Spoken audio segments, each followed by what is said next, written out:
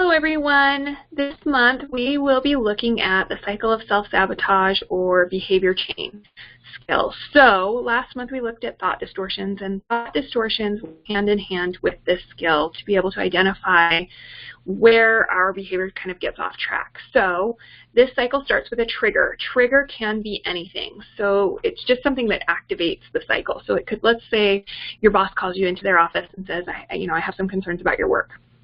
Well, that leads to painful thoughts. So usually the thoughts are distorted. So it might be something like, I'm a failure, I'm a loser, I'm not good enough, I'm going to lose my job.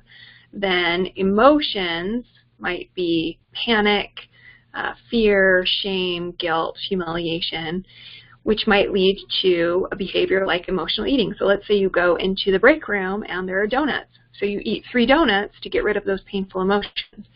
Then that leads to consequences. So the consequence could be physical, emotional, or both,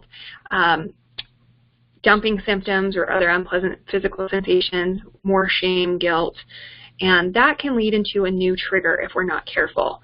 So, sometimes the thought is, well, I've already gone this far, I might as well keep going, kind of in that punishing sense.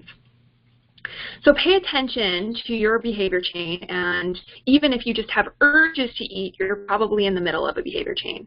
Look at the distorted thoughts that might be part of it, and then next month we will be looking at skills to address those thoughts and be able to change that cycle. Please let me know if you have any questions. Otherwise, I will look forward to seeing you next month. Take care.